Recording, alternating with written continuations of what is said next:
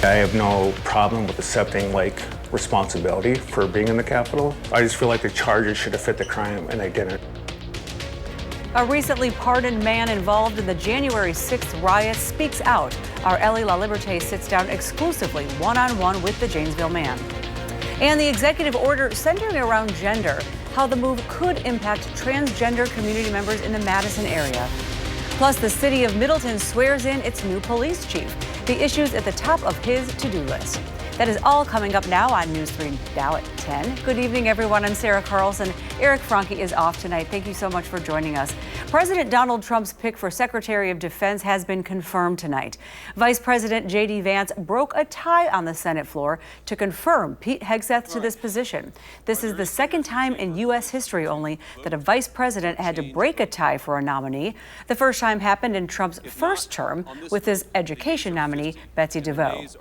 Now, throughout his campaign, President Donald Trump promised that he would pardon those who took part in the January 6, 2021 riots. He fulfilled that promise his first day in office, pardoning more than 1,500 people. Our Ellie LaLiberte sat down with one of the 11 pardoned here in Wisconsin. And so do you regret being there that day? I regret not just leaving after Trump had made his address to the nation. Michael Fitzgerald is from Janesville. And 4 years ago, he took a bus from Wisconsin to D.C. to be at the Capitol on January 6th. I want to support the president, but I also love history. So I wanted to go to D.C. because I've never been before. But now Fitzgerald himself is a part of history. During the attack on the Capitol, roughly 140 officers were assaulted. 5 people died. And damages were estimated to be in the millions. I don't condone violence. I don't condone theft or breaking a property or going into offices like some of these people did. I don't condone any of that. According to the criminal complaint, Fitzgerald was near the front of the crowd pushing into the Capitol.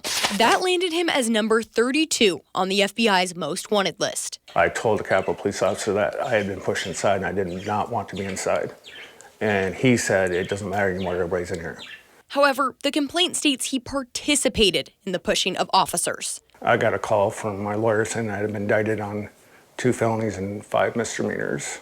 For his actions that day, he faced charges of obstruction of law enforcement during civil disorder, entering and remaining in a restricted building without lawful authority, and violent entry and disorderly conduct on Capitol grounds. Fitzgerald turned himself in, and that's why he says he never went to jail. They put me in a bracelet for 3 months. He also had 3 years of federal pre-trial supervision. Fitzgerald would have gone to court in D.C., but due to health reasons, his trial was delayed. And now, as of Monday, those charges are dropped. So this is January 6th. These are the hostages.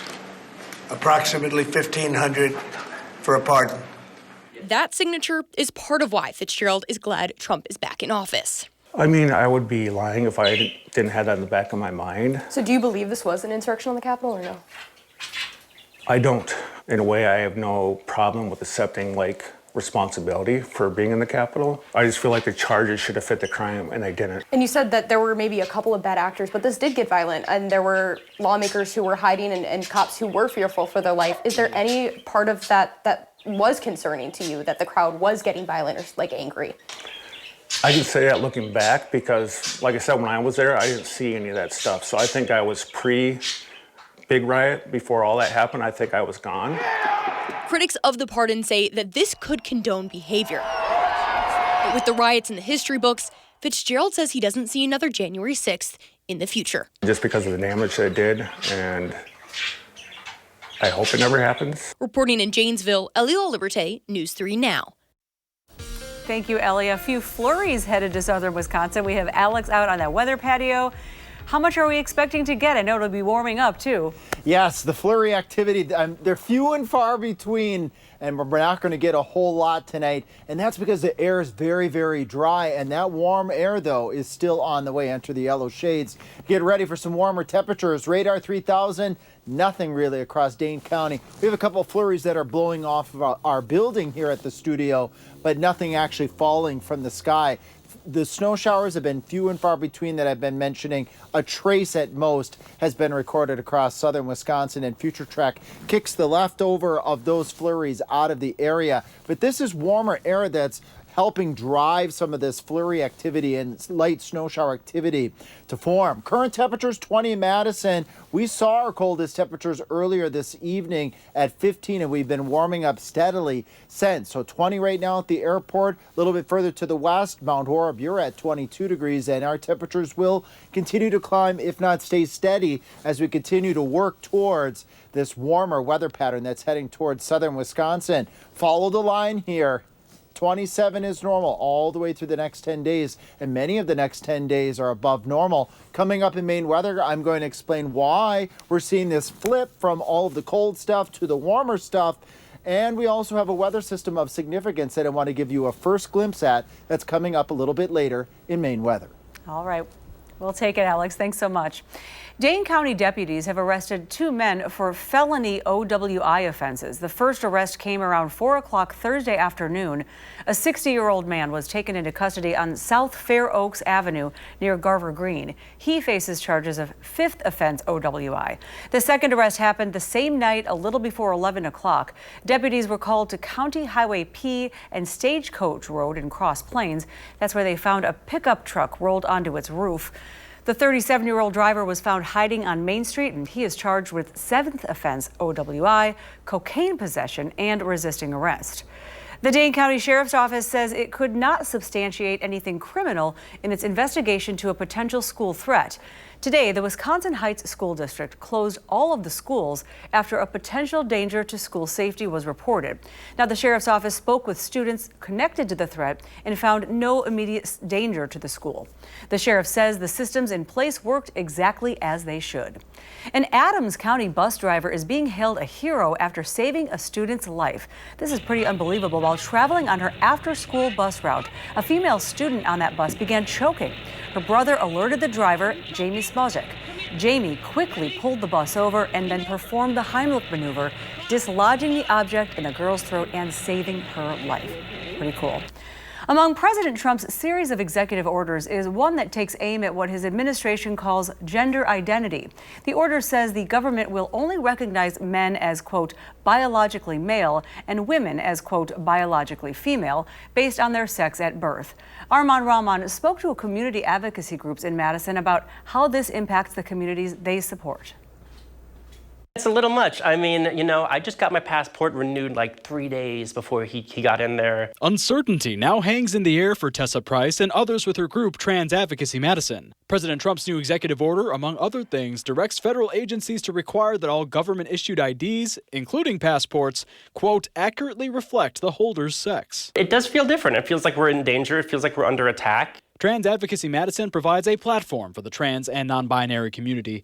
But Price says now they feel the need to get more vocal, planning to have rallies soon. I think it's a weird combination of trying to prepare for what he's trying to do, while still understanding that we have strength and we have power in our community. Trump's executive order says the idea that men can transition to women and vice versa is something all, quote, institutions of society should regard as false. Advocates say this rhetoric is harmful to transgender youth who are already under a lot of pressure. It can impact people's decisions about like what kind of study they're going to go into. Are they going to be able to go into certain careers, and are they going to be welcome there? Doug Rowe just started as the grants manager at Outreach LGBTQ Plus Community Center after working with kids before. The executive order also directs federal agencies not to use funds to promote, quote, gender ideology. Hopefully, we'll still, be able to use the same funding to help unhoused people. Not all of the unhoused people we help are transgender. Steve Starkey is the executive director. He says Outreach is doing research and consulting with lawyers about what the laws are, but says in the meantime, we will want to continue supporting the transgender community in any way that we can. I think we will probably be upping our services to that community. Thank you, Armand. Now, President Trump is taking the first trip of his second administration to visit communities recovering from recent disasters. The president and first lady visited North Carolina to see firsthand the damage left behind by Hurricane Helene 4 months ago. This was the president's first stop on a disaster tour that also took him to Los Angeles later in the day. During his North Carolina stop, the president said he will sign an executive order to reform, overhaul, or dismantle FEMA. I think, frankly, FEMA is not good. I think when you have a problem like this, you want to use your state to fix it and not waste time calling FEMA. They want to bring people that aren't as good as the people you already have. And FEMA's turned out to be a disaster. The president's visit coincides with the annual anti-abortion rights rally in Washington. Vice President J.D. Vance spoke at that event during his first public appearance since being sworn in. Among the local groups reacting to the second Trump term is Centro Hispano. And as we've seen throughout the campaign and with President Trump's executive order this week, immigration will be a major focus on the next 4 years. Centro Hispano this week wanted to highlight the resources they provide to the Latino community in Madison. Things like connecting community members with legal resources. We spoke to Executive Director Karen Menendez-Collar. There are a lot of services that we do when it comes to immigration, resource navigation, programming that we do in the schools around leadership development. Central to that is their joy and their humanity. So we want them to laugh. We want them to be completely vulnerable with who they are. And once they leave this building, we want them to tell that story and to share in that joy and that humanity. And you can see more from our interview with her coming up this Sunday at 10:30 on For the Record. The newly formed Department of Government Efficiency, led by Elon Musk, is looking for ways to cut federal spending. Today, the department made a social media post describing how scaling back production of the U.S. penny could be a cost-saving measure. The price of manufacturing and distributing that penny is nearly 4 cents compared to its monetary value, obviously, of just 1 cent. Reducing or eliminating penny production is not a new suggestion, however. It has been tossed around for years. The secretary for Wisconsin's Department of Financial Institutions is retiring now at the end of the month. Governor Tony Evers made this announcement today. Secretary Cheryl Olson Collins was appointed to the position in January of 2022. Olson Collins has served under 3 governors during her time with the DFI in various positions. She will be succeeded by Wendy K. Bauman, effective on February 17th. Well, the city of Middleton is welcoming its newly appointed police chief. Today, Middleton held a swearing-in ceremony for Police Chief Stephen Thompson. Thompson previously served in a variety of roles at the New Berlin Police Department. Chief Thompson says school safety is a top priority for his department. We've had an unfortunate amount of events of school shooters and active assailants in schools, and I want to make sure that Middleton is doing everything we can to make sure that that doesn't happen here. Chief Thompson's official first day on the job will be on Monday.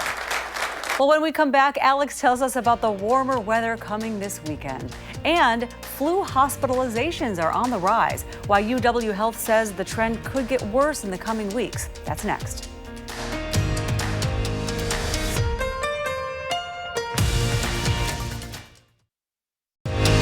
You're watching News 3 Now at 10.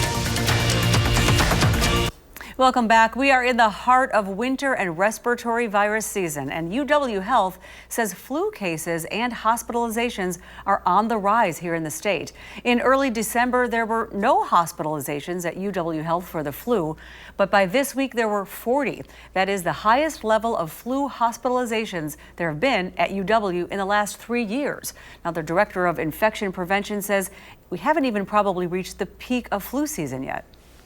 It'll definitely be a few more weeks before we really feel like it's convincingly headed downwards. The good news is that usually happens. It doesn't usually go up and just stay up for the rest of the time. According to the latest data from the health system, about 33% of patients tested positive for the flu in just this past week. Now, last week, the FDA banned the use of red dye 3. Manufacturers now have 2 years to remove the dye from foods, but experts say you don't have to wait to eliminate that substance from your diet.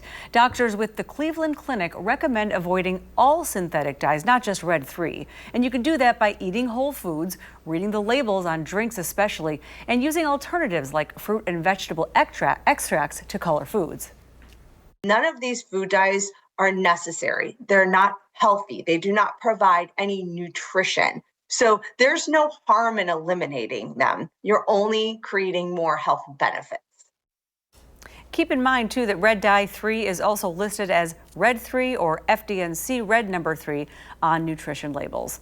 Some light snow showers headed through the region overnight, but a warm-up is on the way. I can't wait to get outside. Chief Meteorologist Alex Harrington joins us with the details. I know, I walked inside again tonight, just with it being a bit icy out there on the sidewalks. I thought one more night we'll let the warm air fill in, and then good walking and running weather for those that want to get back outside after that bitter cold snap that we had. And as we move towards warmer conditions, a few snow showers, just as Sarah was just mentioning. Got one snow shower just off towards the north and towards the west, east of Arena over towards Mazo-Maney. If you're doing any driving to the northwest, you might catch that snow shower yet tonight. And there are a few snow showers and flurries stretching from Partyville over to Beaver Dam, over towards Iron Ridge, just east of Watertown. But few and far between. That is the main words to describe our snow shower activity. You look behind me, it's already gone here by the time we get towards the midnight hour and the early morning hours of Saturday. But a few more flurries are not out of the question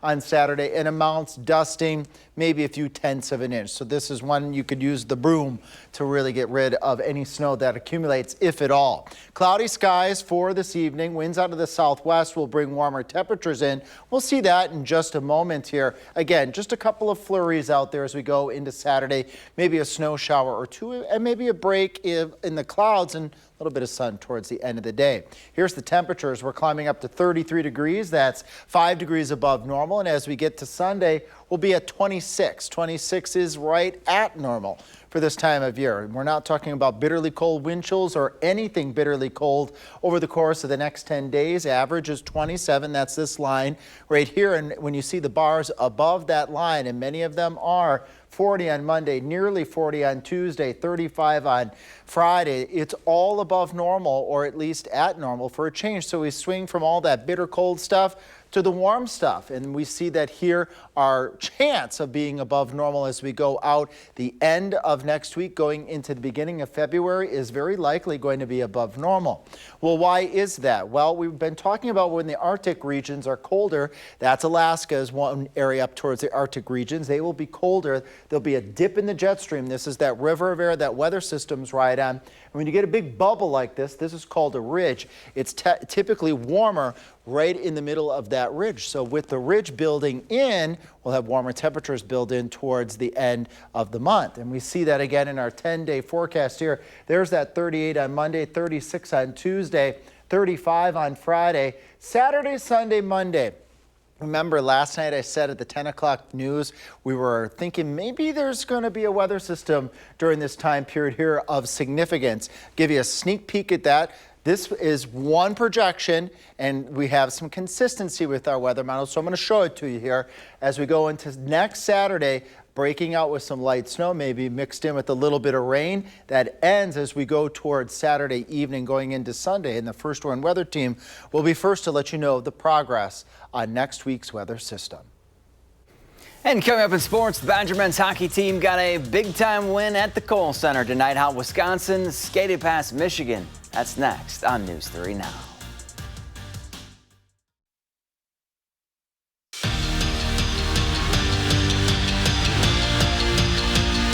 This is one of those gotta-have-it series for Wisconsin. Tied for fourth in the Big Ten with a handful of series left, there's no margin for error.